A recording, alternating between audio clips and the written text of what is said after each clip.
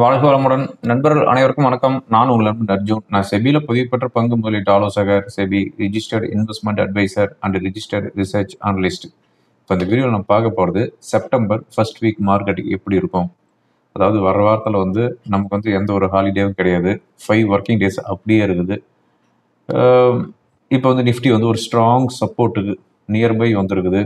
இப்போ அந்த strong support break பண்ணுமா, இல்லை இங்கே இருந்துட்டு பவுன்ஸ் ஆகுமா, வாரத்தில் இருக்கிற இம்பார்ட்டன்ட் நியூஸ் என்ன, ஈவெண்ட் என்ன, ஸோ எல்லாத்தையுமே இந்த வீடியோவில் பார்த்துடலாம்.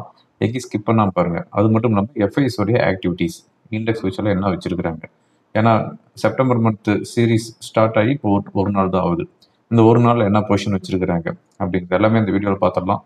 எங்கேயும் ஸ்கிப் பண்ணாமல் பாருங்கள். இந்த வீடியோ உங்களுக்கு கண்டிப்பாக யூஸ்ஃபுல்லாக இருக்கும்.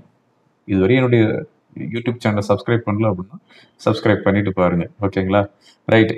இப்போ செப்டம்பர் ஃபர்ஸ்ட் வீக் பார்க்கறதுக்கு முன்னாடி ஆகஸ்ட் லாஸ்ட் வீக் என்னாச்சு. நமக்கு ஆகஸ்ட் லாஸ்ட் வீக்கில் 4 செஷன் இருந்துச்சு. அந்த 4 செஷன் என்னாச்சு அப்படின்னு பார்த்தா அப்படின்னா 4 செஷனுமே வச்சு தாளிச்சுட்டாங்க. அதுவும் லாஸ்ட் ஃப்ரைடேனா இன்னமும் அதிகமாக வச்சு தாளிச்சுட்டாங்கன்னு வச்சுக்காங்களேன். ஓகே, லாஸ்ட் வீக்கை பொறுத்தவரையும் பாசிட்டிவ் நியூஸ் அப்படின்போது நமக்கு ஃப்ரைடே ஆஃப்டர் மார்க்கெட் ஹவர்ஸ் இந்தியாவுடைய ஜிடிபி வந்துச்சு. இந்த ஜிடிபி பொறுத்தவரையும் 7.8% வந்துருக்குது. ஜிடிபியோடைய growth. அதாவது கொஞ்ச நாளைக்கு முன்னாடி யூஎஸ் பிரசிடென்ட் டொனால்டு ட்ரம்ப் நம்ம சின்ராஸ் என்ன சொன்னார் அப்படின்னா, இந்தியன் எக்கனாமிக்கு டெட் எக்கனாமிக் அப்படின்னு சொல்லியிருந்தாரு. அதாவது செத்து போன எக்கனாமிக் அப்படின்னு சொல்லியிருந்தாரு. ஆனால் நாம தான் 7.8% ஜிடிபி கொடுத்துருக்குறோம். ஓகேங்களா? ஸோ இது ஒரு பிக் பாசிட்டிவ் நியூஸ். அதாவது ரிசர்வ் பேங்க் ஆஃப் இந்தியாவுடைய எக்ஸ்பெக்டேஷனே 7.2% தான் இந்த குவார்ட்டருக்கு. பட் வந்திருக்கிற ஆக்சுவல் பர்சன்டேஜ் 7.8. இது ஒரு பிக் பாசிட்டிவ் நியூஸ்.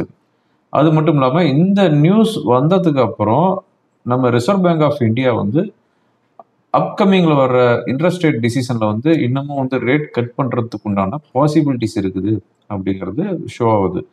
நமக்கு நெக்ஸ்ட் ரிசர்வ் பேங்க் ஆஃப் இந்தியாவுடைய இன்ட்ரெஸ்ட் ரேட் டிசிஷன் எப்போ அப்படின்னு பார்த்தோம் அப்படின்னா அக்டோபர் 1 அன்னைக்கு வருது. ஸோ இந்த அக்டோபர் 1 ரேட் கட் பண்ணுறதுக்கு உண்டான பாசிபிலிட்டிஸ் அதிகமாகிட்டு இருக்குது. அதுக்கடுத்த நம்ம பிரைம் மினிஸ்டர் இப்போ ஜப்பானுடைய ட்ரிப்பை முடிச்சுட்டு சைனாவில் போய் லேண்ட் ஆகிருக்கிறாரு. அதுக்கடுத்த ரஷ்யாவுக்கு போகிறாரு. ஸோ குளோபல் லெவலில் பார்க்கும்போது ஜப்பான், சைனா, ரஷ்யா இந்த மூணுமே ஒரு strong economic country.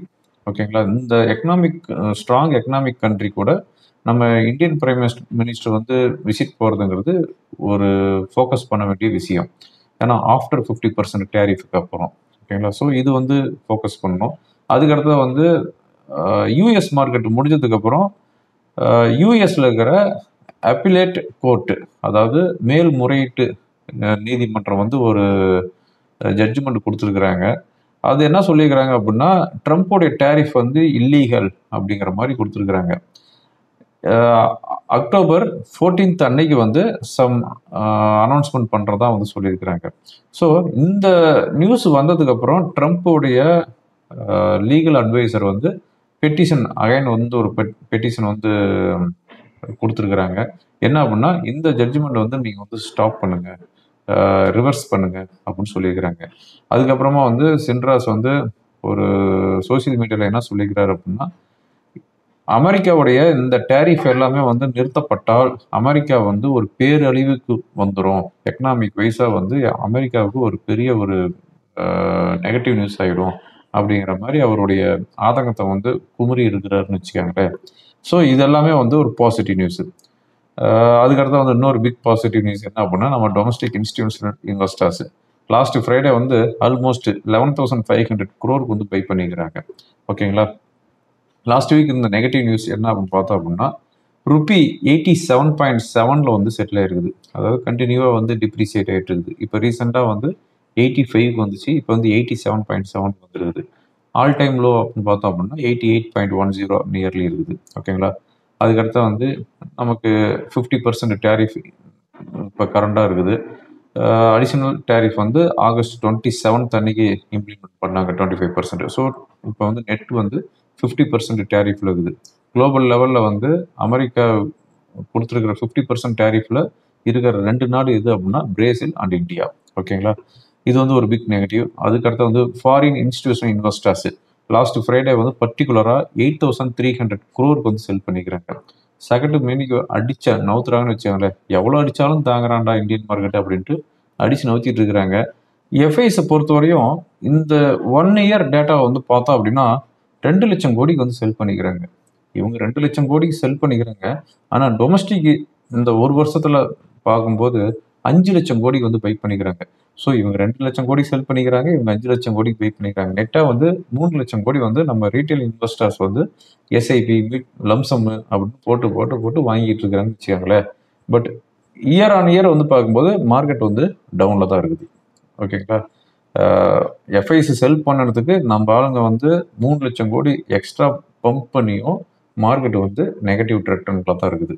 Okay, anyway domestic எல்லாமே வந்து மிட் அண்ட் ஸ்மால் கேப் வாங்கியிருந்தா கூட மார்க்கெட் ஏறிட்டு இருக்கும். ஆனால் மிட் அண்ட் ஸ்மால் கேப்பும் வந்து இயர் ஆன் இயர் வந்து டவுனில் தான் இருக்குது.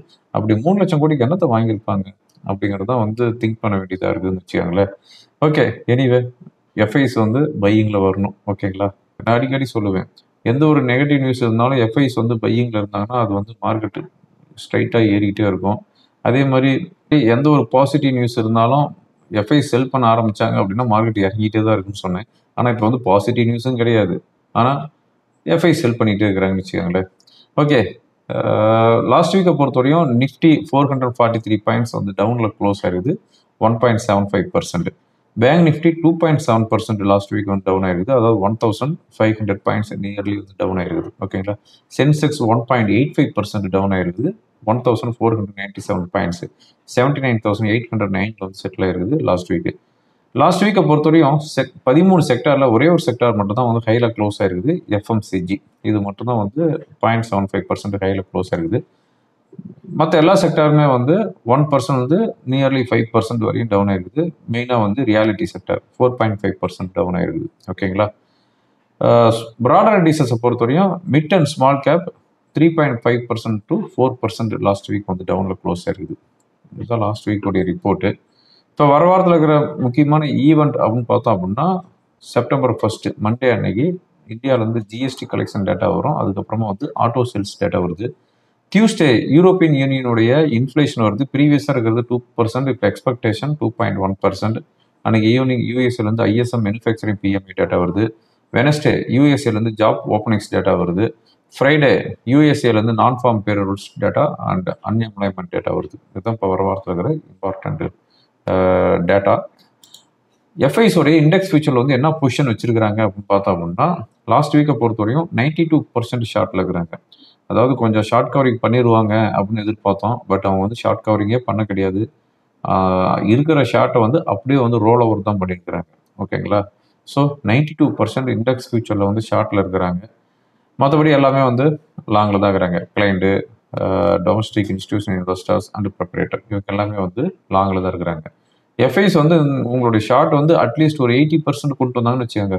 12% குறையுது அப்படின்னா நம்ம நிஃப்டி வந்து நியர்லி 400 to 500 பாயிண்ட்ஸ் இன்க்ரீஸ் ஆகும். பட் அது குறைப்பாங்களா அப்படிங்கிறது தான் தெரியல. ஓகே, இப்போ இந்த வாரம் இருக்கிற சப்போர்ட் அண்ட் ரெசிஸ்டன்ஸ் என்னன்னு பார்த்தோம் அப்படின்னா மெயினாக வந்து சொல்லணும் அப்படின்னா வீக்லி எக்ஸ்பிரி வந்து சேஞ்ச் ஆகிடுச்சு இந்த வாரத்தில் வந்து. டியூஸ்டே வந்து நிஃப்டியோடைய எக்ஸ்பிரி, தேர்ஸ்டே வந்து சென்செக்ஸோடைய எக்ஸ்பிரி. ஓகேங்களா. ஸோ அப்படியே வந்து உல்டாவாக மாறிடுச்சு. ஓகே, இந்த வாரத்தில் இருக்கிற நிஃப்டியோடைய very very very very strong support அப்படின்னு பார்த்தோம் அப்படின்னா 24,350. இது வந்து ஆகஸ்ட் மந்த் வந்து லோ. ஆகஸ்ட் மந்த்து இந்த லோ வந்துட்டு தான் வந்து 25,150 போயிட்டு மறுபடியும் வந்து 24,500 வந்து செட் ஆச்சு. இப்போ 24,350ங்கிறது very strong major crucial support. இந்த சப்போர்ட் வந்து பிரேக் பண்ணிட்டு அதுக்கு கீழே க்ளோஸ் ஆகுது அப்படிங்கிற பட்சத்தில் நெக்ஸ்ட் 400 பாயிண்ட்ஸ் வந்து 500 பாயிண்ட்ஸ் வந்து டவுன் ஆகிறதுக்கு உண்டான பாசிபிலிட்டிஸ் இருக்குது. நெக்ஸ்ட் சப்போர்ட் அப்படின்னு பார்த்தோம் அப்படின்னா 23,900. ஸோ அந்த லெவலில் தான் வந்து நெக்ஸ்ட் வந்து மார்க்கெட் வந்து லேண்ட் ஆகும். இப்போ வந்து 24,350 வந்து க்ளோஸாக வாட்ச் பண்ணிக்காங்க. நியர்லி இப்போ வந்து இன்னும் 75 பாயிண்ட்ஸ் தான் இருக்குதுன்னு வச்சுக்கோங்களேன் 24,350. வேணா லாஸ்ட் ஃப்ரைடே க்ளோஸ் ஆனது 24,425. ஸோ இந்த 75 பாயிண்ட்ஸ் வந்து இங்கேருந்து மார்க்கெட் வந்து பவுன்ஸ் ஆச்சு அப்படின்னா நத்திங் டு வரி. இல்லை அந்த லெவல் பிரேக் பண்ணியே தான் ஆகணும் அப்படின்னா ஒன்றும் சொல்லிக்கிறதுக்கு இல்லை. 23,900 தான் நெக்ஸ்ட் சப்போர்ட். என்னுடைய டெக்னிக்கில் வந்து இண்டிகேட் பண்ணிட்டு இருக்குது. ஓகேங்களா? இப்போ ஒரு ரேலி வருது, இந்த லெவல் வந்து பிரேக் பண்ணாமல் ரேலி வருது அப்படிங்கிற பட்சத்தில் வந்து 24,700லேருந்து 24,800 வரையும் போகிறதுக்கு உண்டான வாய்ப்புகள் பிரகாசமாக இருக்குது. பார்க்கலாம் என்ன நடக்க போகுது அப்படின்ட்டு. ஓகே, என்னுடைய ஃப்ரீ டெலிகிராம் சேனல் வந்து வாட்ச் பண்ணிக்காங்க. எனி இம்பார்ட்டண்ட் அப்டேட் இது இருந்துச்சு அப்படின்னா உங்களுக்கு வந்து அதை போஸ்ட் பண்ணுறேன். ஓகேங்களா? இப்போ டெக்னிக்கலாக என்ன இண்டிகேட் பண்ணுது அப்படிங்கிறதையும் பார்த்துடலாம். இப்போ நான் பார்த்துருக்கிறது நிஃப்டியோடைய ஓப்பன் இன்ட்ரெஸ்ட். ஏன்னா டியூஸ்டே வந்து எக்ஸ்பிரி அப்படிங்கிறதுனால நிஃப்டியோடைய ஓப்பன் இன்ட்ரெஸ்ட்டை பார்த்துடலாம். ஓவராலாக வந்து பாருங்கள், காலில் வந்து ஹெவி ஓப்பன் இன்ட்ரெஸ்ட் இருக்குது. 19.3 crore இருக்குது கால் சைடு ஓப்பன் இன்ட்ரெஸ்ட். புட்டு சைடு வந்து 10.43 crore தான் இருக்குது. நியர்பை ஸ்ட்ரைக் அப்படின்னு பார்க்கும்போது 24,500 காலில் ஹையஸ்ட் ஓப்பன் இன்ட்ரெஸ்ட் இருக்குது. தென் 600 கால். ஓகேங்களா? ஓகே, இப்போ நிஃப்டியோடைய சப்போர்ட் அண்ட் ரெசிஸ்டன்ஸ் என்ன அப்படின்னு பார்த்தோம் அப்படின்னா, இது வந்து டே கேண்டலுக்கு வந்து நான் சேஞ்ச் பண்ணிக்கிறேன். ஓகே, அதாவது வெர்டிகலாக டவுன் ஆயிருக்குது. ப்ரீவியஸ் வீக் தேர்ஸ்டேல இருந்து இந்த வீக் ஃப்ரைடே வரையும் கண்டினியூவாக வந்து 5 செஷனாகவே வந்து செல்லிங் ப்ரெஷர் தான். 25,150லேருந்து 24,425 வரையும் வந்துருக்குது. இப்போ இருக்கிற ஒரு ஸ்ட்ராங் சப்போர்ட்னு சொன்ன பார்த்தீங்களா, இந்த லெவல் தான் 24,350. 24,350க்கு கீழே வந்து க்ளோஸ் ஆகுதான்னு வாட்ச் பண்ணுங்க. 24,350க்கு கீழே க்ளோஸ் ஆச்சு அப்படின்னா இங்கே ஒரு கேப் இருக்குது பாருங்க. அதாவது எந்த கேப் அப்படின்னா, மே 12th அன்னைக்கு வந்து ஒரு கேப் வந்துருக்குது. அன்னைக்கு வந்து ப்ரீவியஸ் செஷனில் வந்து நிஃப்டி க்ளோஸ் ஆனது 24,000. மே 12th அன்னைக்கு ஓப்பன் ஆனது 24,400. ஸோ இந்த 400 பாயிண்ட்ஸ் கேப் இருக்குது பார்த்தீங்களா, இந்த 400 பாயிண்ட்ஸ் கேப் வந்து கண்டிப்பாக ஃபில் ஆகும். அப்படிங்கும்போது சப்போர்ட் அப்படின்னு பார்த்தோம் அப்படின்னா 24,000. ஓகேங்களா? ஸோ 24,350 அரௌண்டு வாட்ச் பண்ணிக்காங்க. ஒருவேளை ரெசிஸ்டன்ஸ் பவுன்ஸ் ஆகுது அப்படிங்கிற பட்சத்தில் 24,700 தென் 24,800 வரையும் போகிறதுக்கு வாய்ப்பு இருக்குது. பேங்க் நிஃப்டி பொறுத்தவரையும் வெர்டிக்கல் ஃபாலோ ஆகிருக்குது இந்த லாஸ்ட் 5 to 6 செஷனாகவே.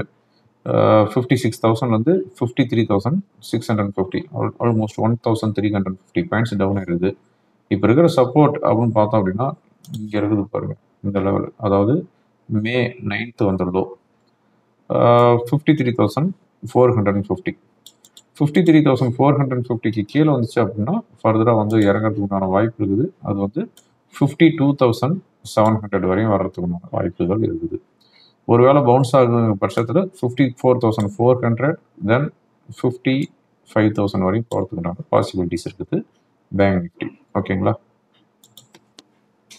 ஓகே ஃப்ரெண்ட்ஸ், இந்த வீடியோ உங்களுக்கு ரொம்ப யூஸ்ஃபுல்லாக இருக்கும்னு நினைக்கிறேன். யூஸ்ஃபுல்லாக இருந்துச்சு அப்படின்னா ஃப்ரெண்டுங்களுக்கு ஃபார்வர்ட் பண்ணுங்கள். தேங்க்யூ ஃபார் வாட்சிங். வாழ்க வளமுடன்.